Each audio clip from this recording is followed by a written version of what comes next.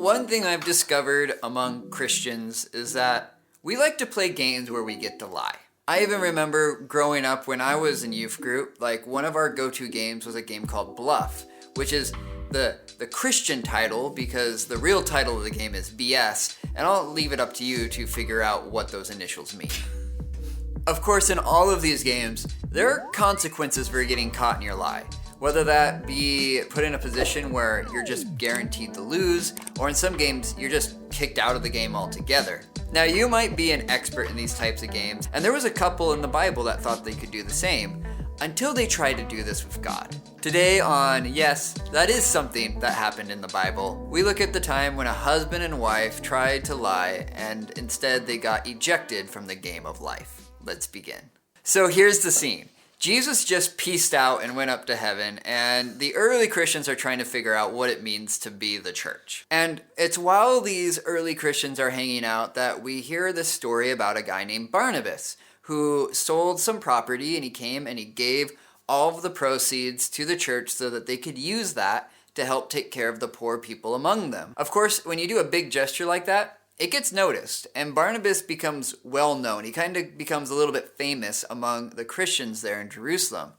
And of course, if there's somebody who does something that makes them famous, there's other people out there that are going to try to copy them. So it's here we meet Ananias and Sapphira, and they see Barnabas being praised for his generous act, and instead of the takeaway being, oh, look at how generous Barnabas is, we should be generous like him. No, they see that Barnabas has now become famous, and they're thinking, wow, we want to become famous like him. And they have a piece of property, and so they think, why give away all the money? Like, we could have the best of both worlds. We could give part of the money to the church, keep part for ourselves. We'll say that we gave everything. We get both the respect and honor among the Christians, and we get to be rich. It's a win-win. And I do want to emphasize this point that they did this together. They were team fascist. They were team fascist. So Ananias takes the profits, and he goes to see Peter, who is the head of the church at that time. And not only is he going to see Peter, but he makes sure that he goes at a time where there's a lot of other Christians there,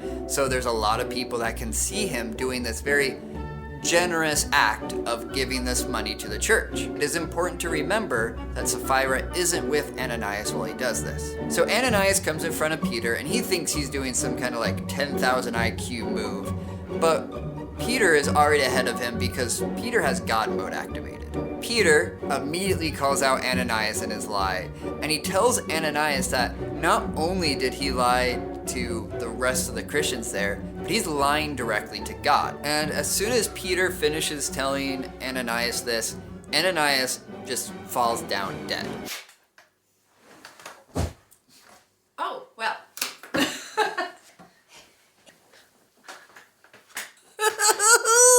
I took over, suckers! Now, normally, this is the part where Shelby would start to read you the key verse, but the story is not yet over. 3 hours later, Sapphira walks into the scene wondering, how famous are we now? Who knows about us? We still have our money, everything is good. And then Peter comes up and he's like, so, how much did you sell your plot of land for? And she's like, the same amount as my husband, not knowing at all what has happened to him. And then he's like, yeah, cool. So I gave you an option too, and you're just gonna follow your husband down dead. This brings us to our key verse, Acts 5:10. Immediately, she fell down at his feet and breathed her last. When the young men came in, they found her dead, and they carried her out and buried her beside her husband. Let's unpack this. Right, so first, one of the biggest issues we've seen with this whole situation of the Old and New Testament is that the Old Testament God is like wrathful and wants to just fire and brimstone everyone. And then Jesus in the New Testament wants to be like love and peace and all those things. I can't tell you that's further from the truth. If you read the Bible as a whole and you look at it from the beginning to the end, you'll see that they actually are pretty much the same all the time, and sometimes the other way around if you want to go there. The point is, God's character is consistent throughout the whole Bible. In fact, I believe this is one of the reasons why this story is in the book of Acts. God is a God of mercy, justice, abounding in steadfast love, and yet he is just and holy. And just like in the Old Testament, how he had to punish people for doing very sinful things, he does so also in the New Testament. Also, remember, nobody told them to go sell this plot of land. They had every right and freedom to not do the thing. And so, if you're gonna follow God, don't think you can get away with lying to him, because he will call you out every time. The end. So, what are 3 things that we can get from this? 1, God is still God. Even if you're a child of God, at the end of the day, he can do whatever he wants. 2, what matters most is the heart intention behind the action. And finally, 3, if you're gonna do something to look generous, but really you're just being greedy, maybe think twice before you act.